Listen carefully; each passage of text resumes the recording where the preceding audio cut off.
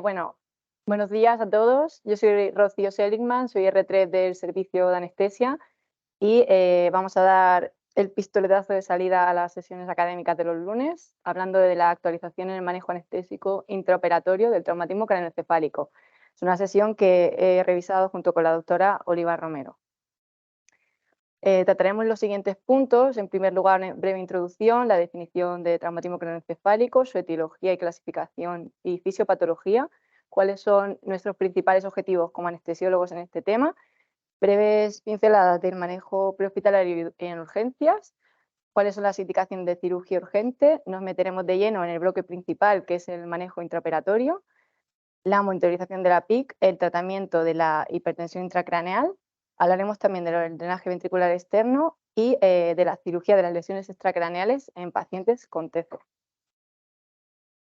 El traumatismo craneoencefálico es una patología muy frecuente, con una incidencia anual entre 27 y 69 millones de casos a nivel mundial. Además, es una de las principales causas de muerte, discapacidad e impacto socioeconómico. Su manejo, lejos de ser homogéneo, es muy heterogéneo en las distintas unidades y en los distintos hospitales. Hay falta de estudios de calidad en algunas de las áreas y se ha demostrado que trabajar con protocolos basados en guías estandarizadas como las de la Brain Trauma Foundation ofrecen mejores resultados neurológicos y menor mortalidad. El traumatismo craneoencefálico es una alteración en la función cerebral u otra evidencia de patología cerebral causada por una fuerza externa, fuerzas de tipo mecánico o fuerzas de aceleración y desaceleración sin impacto. La etiología varía según las regiones. En los países desarrollados ha habido un cambio en la tendencia y la causa principal son las caídas. En segundo lugar, los accidentes de tráfico. Todo esto gracias a las medidas de seguridad vial, mientras que en los países subdesarrollados sigue siendo la principal causa los accidentes de tráfico. También han aumentado en todo el mundo los TCs causados por violencia y por autolesiones. La proporción hombres-mujeres afecta mayor a hombres a todas las edades y hay una tendencia de adultos jóvenes en países subdesarrollados y adultos entre 50 y 75 años en países desarrollados. Para clasificar el traumatismo craneoencefálico, clásicamente se ha utilizado la escala de Glasgow, que como sabéis valoramos la respuesta ocular, verbal y motora, y con ello tenemos tres tipos de TC: leve cuando tenemos entre 13 y 15 puntos, moderado de 9 a 12 puntos y grave cuando es menor de 9 puntos. El 80% de los traumatismos craneoencefálicos son leves, mientras que el 10% moderados y el 10% restantes severos. También existen otras escalas, como la escala de Marshall y la de Rotterdam, que se basan en los resultados encontrados en el TAC. En el traumatismo craneoencefálico existen dos tipos de lesiones: las lesiones primarias, que se producen en el momento del trauma y están provocadas por las fuerzas mecánicas externas que se transfieren al contenido intracraneal. Y son las contusiones, las laceraciones, las fracturas de cráneo y la lesión axonal difusa. Las lesiones secundarias son las complicaciones, que se inician en el momento del trauma y se continúan durante horas y días. Hablamos de hemorragias, hematomas intracraneales, edema, congestión vascular cerebral, isquemia, infecciones. Todas ellas, lo más importante es que son exacerbadas y modificables por eventos sistémicos de los que nosotros podemos tener control, como la presión intracraneal, variaciones en la tensión arterial, en el nivel de CO2, en la temperatura, los niveles de glucemia, alteraciones de electrolitos y convulsiones. Como digo, empeoran el pronóstico y los resultados del TC. El flujo sanguíneo cerebral, como todos sabemos, está determinado por la presión de perfusión cerebral, que a su vez es la tensión arterial media menos la PIC, y que en situación normal, como la PIC es menor de 10, dependerá básicamente de la presión arterial media y de la resistencia vascular periférica. La vasculatura cerebral va variando en función de estos dos parámetros.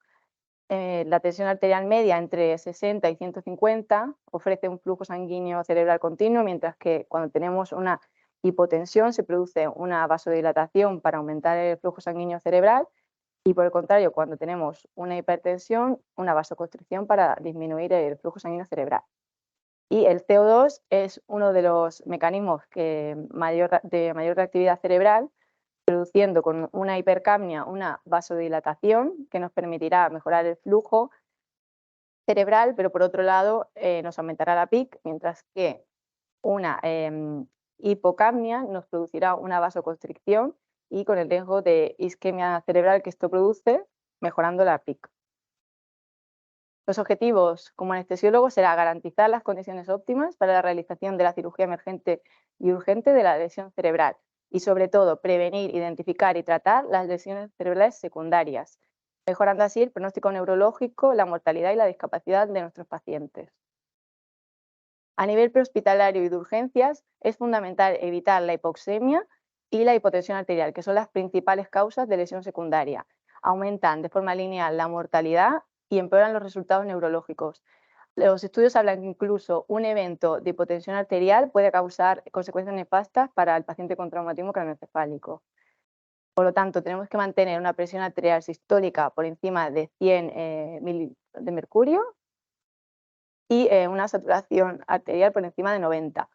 Seguiremos el algoritmo ABCD para el control de la vía aérea, de la ventilación, tratando las causas sangrantes, y valoración inicial del Glasgow, las pupilas y estabilizar y movilizar la columna cervical. También manteniendo la normotermia y la normoglucemia.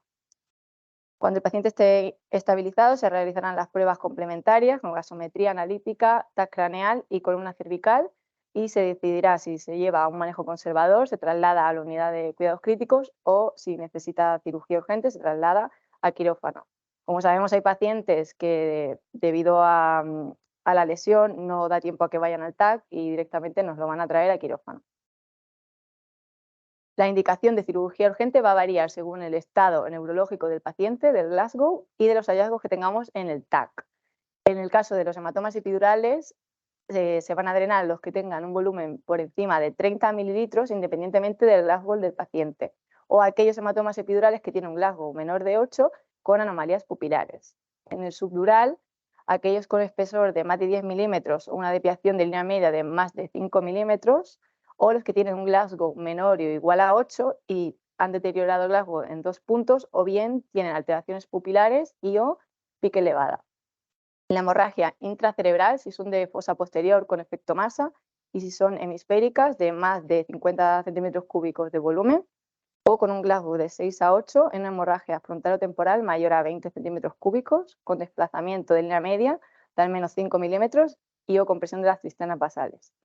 También se tratan de forma urgente las lesiones penetrantes, las fracturas de cráneo deprimidas y las hipertensiones intracraneales refractarias a medidas conservadoras.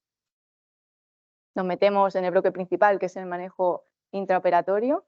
A nivel de la vía aérea y la inducción, es fundamental asegurar la vía aérea con la mínima repercusión hemodinámica y causando el menor aumento de la PIC. Todo traumatismo craneoencefálico lo deberemos considerar estómago lleno y como que presenta una potencial lesión cervical, y por tanto realizaremos una inducción de secuencia rápida con estabilización cervical. Para ello utilizaremos el videolaringoscopio evitando la extensión cervical o bien el fibrobroncoscopio.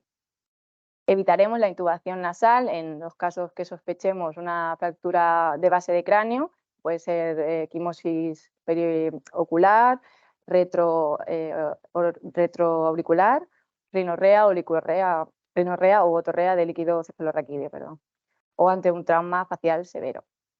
Utilizaremos hipnóticos como propofol o tiopental, que tienen la ventaja de disminuir el metabolismo de oxígeno cerebral, pero por otro lado, y la PIC, pero por otro lado van a disminuir el flujo sanguíneo cerebral y la PPC. Por lo tanto, tenemos que titular mucho la dosis para causar la mínima hipotensión y la mínima hipoxia cerebral.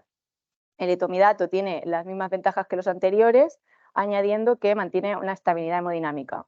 Y tendremos que tener también precaución en aquellos pacientes sépticos, ya que podemos provocar una insuficiencia adrenal. La ketamina, lejos de lo que se pensaba de estar contraindicada por un aumento de la PIC, se ha demostrado que es un fármaco seguro, que no aumenta la PIC con un grado Oxford C nivel 2B.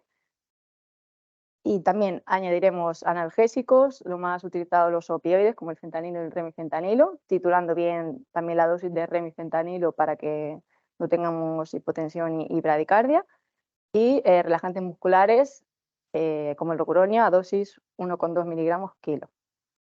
Para el mantenimiento Lo más frecuente es utilizar una anestesia total intravenosa con propofol y un opioide que nos ofrecen ventajas en el manejo tanto hemodinámico cerebral como en la monitorización. La dexmedetomidina, como sabéis que es un agonista alfa-2, disminuye la PIC, el flujo sanguíneo cerebral y el metabolismo de oxígeno, así como la necesidad de opioides y las náuseas y vómitos posoperatorios. Lo que pasa con este fármaco es que no hay estudios hechos en neuroquirúrgico a nivel del intraoperatorio, sino que están hechos todos en la UCI para pacientes que están sedados en la unidad de críticos. Y la Sociedad Europea del Medicamento tampoco lo recomienda para sedaciones profundas. También podemos utilizar los anestésicos volátiles, que van a disminuir el consumo de oxígeno cerebral, pero por el contrario van a vasodilatar, aumentando el flujo sanguíneo cerebral y la PIC. Los tenemos que utilizar con una CAM por debajo de 1. El sevoflurano es el más seguro y el alotano está contraindicado. El óxido nitroso incrementa el flujo sanguíneo cerebral, el metabolismo de oxígeno y la PIC, y por tanto debemos evitarlo, sobre todo si se sospecha aire intracraneal. Utilizaremos también relajantes musculares para asegurar que el paciente no tosa, no se mueva y no pueda aumentar la PIC o intervenir con la cirugía. Profilaxis antibiótica durante la cirugía se utilizará, luego no debemos mantenerla a no ser que se trate de un traumatismo penetrante o que haya heridas extracraneales. Los corticoides están contraindicados. En analgésicos evitaremos los AINES para no aumentar el riesgo de sangrado. La profilaxis con náuseas y vómitos postoperatorios no es necesario, ya que en la mayoría de casos no vamos a despertar al paciente, y también administraremos protección gástrica y úlceras de estrés. Vale. Fundamental que evitemos la hipoxemia. Es la principal causa del desarrollo de lesiones secundarias. Por tanto, tenemos que mantener una presión arterial de oxígeno entre 80 y 120 y una normocapnia, con una presión arterial de CO2 entre 35 y 45. Como hemos dicho antes, con el CO2 lo que podemos causar es una vasodilatación cerebral con una hipercapnia y aumentar la PIC, o bien disminuir la PIC con una vasoconstricción cerebral con la hipocapnia. Debemos también evitar el uso de PIP altas y las maniobras de reclutamiento.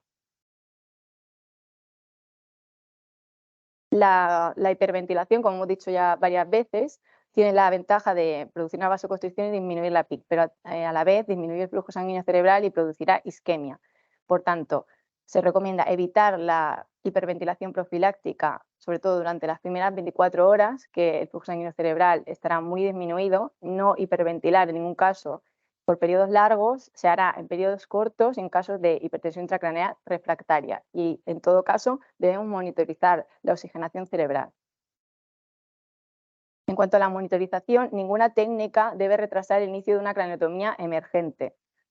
Tenemos la monitorización básica con electro, frecuencia cardíaca, saturación, PANI, entalda de CO2, temperatura. Es recomendable tener una vía arterial para monitorización continua de la presión arterial, las gasometrías y la medición de las glucemias, una vía venosa central. También podemos colocar monitores de hemodinámica como el Mosquer, Pico, FlowTrack. Y para la neuromonitorización miraremos las pupilas, utilizaremos la medición de la PIC si el paciente cuenta con un sensor intraparenquimatoso o un drenaje ventricular externo, monitores de profundidad anestésica como el SedLine, que tiene la ventaja de ser bilateral, el BIS y la entropía, y la oximetría regional cerebral. Vamos a extendernos un poco en la oximetría regional cerebral. Puede ser que la pulsiometría de nuestro paciente a nivel del dedo, que es donde lo colocamos, no coincida con la saturación de oxígeno a nivel cerebral. Y para eso existe este dispositivo, que es no invasivo, que utiliza la tecnología Near Infrared Spectroscopy, NIRS. Se coloca a nivel frontal, como veis, es bilateral, evita por encima de los senos paranasales para que no nos haga interferencia, y cuando lo utilizamos con el SedLine nos deja justo el espacio. Es importante que la línea de puntos, que es donde están los infrarrojos, esté en contacto con la piel, y da igual si se queda lo de alrededor un poco por encima del SedLine. Nos medirá sobre todo la saturación de oxígeno en regiones que dependen de la arteria cerebral anterior y la arteria cerebral media, y es fundamental que establezcamos un valor basal personalizado del paciente, así nos guiamos por la tendencia, por el delta base, que es este de aquí. Entonces, con el paciente despierto sin sedación y respirando aire ambiente, se debería de establecer el valor basal y a partir de ahí lo tendremos en la línea verde todo el rato, podremos ver la saturación que hay en cada momento y cómo la relación que hay entre el valor basal y la que tenemos ahora con el delta base. ¿Vale? Si en el caso de los valores normales de la oximetría son de 55-80, en el caso de que nos venga el paciente ya intubado o dormido, lo que podemos hacer es colocar igualmente el sensor y guiarnos por la tendencia. La desaturación de oxígeno cerebral se corresponde con variaciones del delta base por debajo de 15 o de 20. Entonces, cuando tenemos un evento de desaturación cerebral, los de máximo han hecho un algoritmo para que sepamos cómo actuar. En primer lugar, tenemos que verificar la posición de la cabeza para que no haya ninguna oclusión al flujo sanguíneo cerebral y al retorno. Si esto está todo bien, pasaremos a mirar la presión arterial, que no haya una hipotensión. Si todo va bien, la saturación de oxígeno sistémico. Seguiremos con la presión arterial de CO2, la hemoglobina, la función cardíaca. Si todo esto va bien, descartaremos que haya un consumo acelerado de oxígeno cerebral por convulsiones o por hipertermia. Y en último lugar, si todo lo demás está bien, podemos deducir que existe una hipertensión intracraneal y poner medidas para tratarla. Existen otras medidas de neuromonitorización avanzada, como la presión de oxígeno en el tejido cerebral o el índice de reactividad de la presión, pero mayoritariamente los utilizan en UCI. Además, no existen todavía recomendaciones universales para saber en qué pacientes y en qué momento ponerlos. Hay varios ensayos clínicos como los que os he puesto ahí, el BUS, Bonanza y OXY-TC, que están estudiando esto. Y incluso hay algoritmos que ya se van realizando que tienen en cuenta la PIB, como veis, y la presión del tejido en oxígeno cerebral, y clasificando los pacientes en 4 tipos, cuando tienen la presión intracraneal bien y la presión de oxígeno en tejido cerebral bien, o tienen una de las dos afectada, manejándolo de una manera o de otra en función de estos 2 parámetros. Pero como digo, no hay recomendaciones universales y falta evidencia para ello. También fundamental, para el cálculo de la PPC, que la tenemos que tener entre 60 y 70 milímetros de mercurio, según la Brain Trauma Foundation, recomendación nivel 3, tenemos que mantenerla por encima de 100 en pacientes entre 50 y 69 años y por encima de 110 en pacientes entre 15 y 49 o mayores de 70 años. Pero siempre debemos individualizar según el tipo de paciente al que estamos tratando y según los datos que nos arroja la monitorización. Fundamental esto, el transductor arterial debe estar a nivel del trago, no en la aurícula. También, si necesitamos utilizar vasopresores, de primera línea será la noradrenalina y la fenilefrina, evitando la dopamina y la adrenalina, y la vasopresina. También buscaremos como objetivo tener una hipovolemia isotónica o ligeramente hipertónica, basándonos en indicadores hemodinámicos de respuesta a fluidos. Utilizaremos cristaloides isotónicos como el suero fisiológico o el plasmalite, manteniendo una anatremia de 140 a 155. Evitaremos, por tanto, los sueros glucosados y el ringen lactato, que son hipotónicos y nos van a aumentar el edema cerebral, y la hiperglucemia. Ambos van a agravar las lesiones isquémicas, salvo que el paciente presente una hipoglucemia. También evitaremos los coloides como la albúmina. Mantendremos la hemoglobina por encima de 7 gramos de decilitro, salvo en caso de isquemia cerebral o cardiopatía conocida, las plaquetas por encima de 100.000, y la coagulación tenemos que tener en cuenta que el 25% de los politraumas desarrollan una coagulopatía inducida por trauma. También que los pacientes pueden tomar fármacos anticoagulantes o antiagregantes, y para monitorizar todo ello podemos utilizar las pruebas viscoelásticas o las pruebas de coagulación de rutina.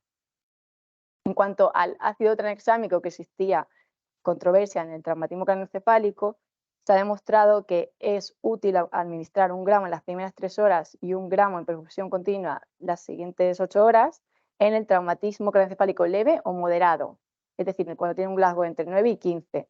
En estos pacientes sí que disminuye la mortalidad según el estudio CRASH. También en pacientes con traumatismo craneoencefálico que tengan lesiones extracraneales sangrantes, pero no se ha encontrado una mejora en la mortalidad ni en los resultados neurológicos cuando se trata de un traumatismo craneoencefálico grave aislado. Otro objetivo que nos tenemos que marcar es mantener la normotermia entre 35 y 37 grados. Como sabemos, la hipotermia va a disminuir el metabolismo de oxígeno cerebral, el flujo sanguíneo cerebral y la PIC, pero no está exenta de complicaciones, tanto hemodinámicas como coagulopatía, hiperglucemias, arritmia, sepsis. Se utilizará en hipertensión intracraneal refractaria a medidas de nivel 1, cuando ya estamos en nivel 2, según la Brain Trauma Foundation.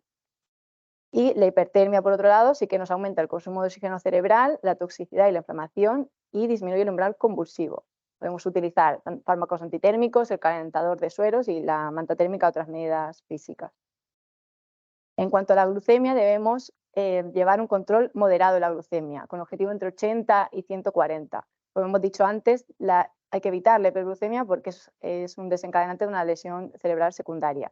Y es muy frecuente en el intraoperatorio, ya que se liberan catecolaminas, aumentan los niveles de cortisol y existe una intolerancia a la glucemia, a la glucosa. Los corticoides no están recomendados, no hay que administrarlos porque no disminuyen la PIC ni mejoran los resultados neurológicos. De hecho, hay un estudio, el MRC Crash Trial, que habla de que la metilprednisolona a dosis altas en las primeras 8 horas aumenta la mortalidad, la discapacidad y está contraindicada. En cuanto a la terapia hiperosmolar, podemos utilizar o mannitol 20% o suero salino hipertónico 7,5%. Había muchos estudios recientes que decían que había que optar mejor por el suero salino hipertónico porque había menos repercusión había menor mortalidad y menor influencia sobre la PPC, pero la realidad es que no hay diferencias estadísticamente significativas en la mortalidad de los resultados neurológicos empleando uno u otro. Lo podemos usar ambos, recordando siempre que no hay que hacer cambios rápidos en los niveles de sodio para evitar la mielinosis central pontina.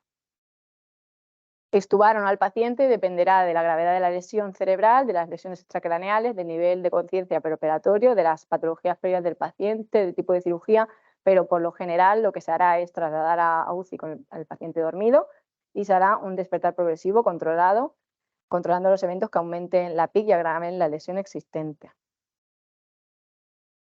La monitorización de la PIC la podemos realizar mediante un drenaje ventricular externo o mediante un sensor intraparenquimatoso. El objetivo será siempre tenerla por debajo de 22.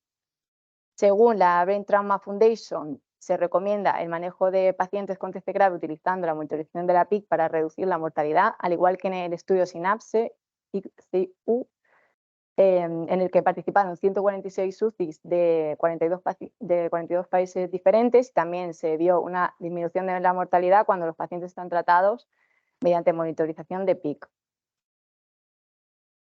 ¿Cuándo está indicado monitorizar la PIC? En trauma craneoencefálico grave con un Glasgow menos de 9 y con un TAC craneal patológico, o bien un trauma craneoencefálico grave con un Glasgow de menos de 9, con un TAC normal y dos de los siguientes: una edad mayor de 40 años, la postura de cerebración o de corticación uni o bilateral, anomalías pupilares o hipotensión con necesidad de drogas vasoactivas.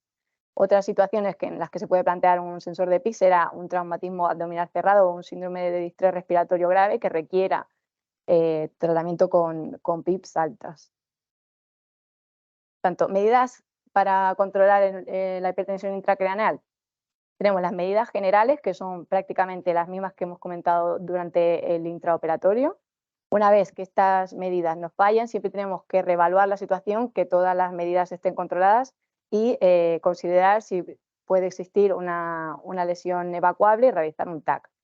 Si descartamos todo esto, se pasará a medidas de nivel 2, que son el drenaje ventricular externo de líquido cefalorraquídeo, la relajación muscular, utilizar la terapia osmótica como el mannitol del suero salino hipertónico y la hiperventilación moderada con una PaCO2 entre 30 y 35 milímetros de mercurio.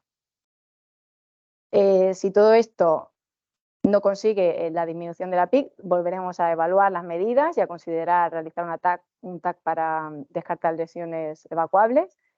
y se pasará a la medida de nivel 2, que es la craniotomía descompresiva secundaria, en la que en el 2020 la Brain Trauma Foundation ha visto que es mejor realizar una craniotomía descompresiva frontotemporal de 12×15 en lugar de craniotomías más pequeñas y sobre todo se obtienen mejores resultados cuando se trata de una hipertensión intracraneal refractaria tardía, entre 1 y 10 días.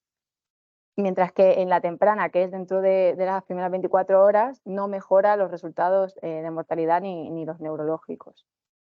También se puede utilizar la hiperventilación intensiva, manteniendo una presión arterial de CO2 entre 30 y 25, hipotermia entre 32 y 35 y coma barbitúrico.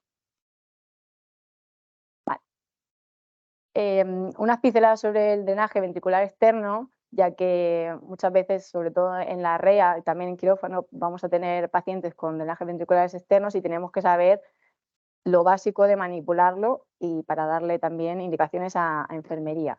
Nos servirá tanto para monitorizar la PIC como para drenar líquido cefalorraquídeo y es fundamental la asepsia cuando se manipule, sobre todo en el montaje, la extracción de muestras de líquido cefalorraquídeo y en la infusión de fármacos intratecales, que debe ser de forma estéril. Las curas no se utilizará clorexidina, sino que será con povidona iodada. Mantener siempre que se pueda el cabecero entre 30 y 40 grados y lo de antes. El transductor de presión para medir una buena PPC y PIC debe estar a nivel del trago. También fundamental debe estar en un soporte adecuado, no vale que esté cogido con esparadrapo, que se caiga porque puede tener consecuencias nefastas. Nunca lo debemos abrir por debajo del CAE y debe estar cerrado para los traslados y para la movilización del paciente. Para drenar, esta es la llave proximal que se utilizará solo para extracción de muestras y para infundir medicación. Y para drenar lo que haremos es cerrar el transductor de presión y abrir al drenaje.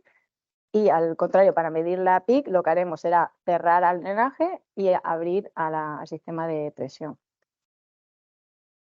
Otro tema importante es el de las lesiones extracraneales en este tipo de pacientes, ya que es muy frecuente, el 23-41% de los traumatismos craneoencefálicos severos también presentan lesiones extracraneales en órganos internos, en extremidades y en médula espinal. Esto provoca una respuesta inflamatoria sistémica y hemorragias que pueden exacerbar la lesión causada por el traumatismo craneoencefálico. Entonces, podemos tener dos escenarios, tanto un politrauma que tiene necesidad de cirugía extracraneal emergente, no lo han podido llevar al TAC y no sabemos si presenta un traumatismo craneoencefálico, y un paciente con un traumatismo craneoencefálico conocido, que esté, por ejemplo, ingresado en la UCI, y que tenga necesidad a los días de una cirugía extracraneal. La urgencia quirúrgica dependerá de la gravedad de la lesión cerebral, de la situación respiratoria y hemodinámica del paciente, así como de las lesiones extracraneales. Y lo que es fundamental que tengamos en cuenta es que nuestro manejo anestésico en las lesiones extracraneales va a causar lesiones secundarias y agravar el TC si no tomamos las medidas oportunas. Se debe evitar la cirugía laparoscópica, ya que aumenta la presión intraabdominal, la presión intratorácica y la PIC, a la vez que aumenta la presión arterial de CO2 causando vasodilatación y aumento de PIC. El packing abdominal, los manguitos de isquemia y torniquetes, la posición de Trendelenburg también van a aumentar la PIC y está contraindicada la realización de anestesia epidural y raquídea en los pacientes con traumatismo craneoencefálico. Sí que está indicado realizar bloqueos nerviosos. Llegamos a las conclusiones. El traumatismo craneoencefálico es una patología frecuente en la práctica clínica, por lo que debemos conocer su fisiopatología y manejo anestésico. Nuestro papel como anestesiólogos es fundamental para el pronóstico de estos pacientes y nuestro objetivo principal será identificar, prevenir y tratar las lesiones cerebrales secundarias, evitando sobre todo la hipotensión arterial y la hipoxemia, que son sus principales causas. No deberemos retrasar en ningún caso el inicio de una craneotomía emergente con técnicas como canalización de vías. Mantendremos una PPC entre 60 y 70, realizando la medición a nivel del trago. Una monitorización correcta nos proporcionará información muy valiosa para individualizar el manejo anestésico y detectar de forma precoz las complicaciones para poder tratarlas. El tratamiento de la hipertensión intracraneal debe ser escalonado, estableciendo medidas generales de primer nivel, de segundo nivel, siempre evaluando la situación actual y valorando la necesidad de una intervención quirúrgica. Las lesiones extracraneales con necesidad de cirugía en el TC son frecuentes y su manejo puede empeorar la lesión primaria cerebral, si no se establecen las medidas oportunas. Es necesario promocionar la investigación en áreas con controversia y realizar un manejo estandarizado basado en guías y protocolos para mejorar los resultados neurológicos y la mortalidad. Y muchas gracias.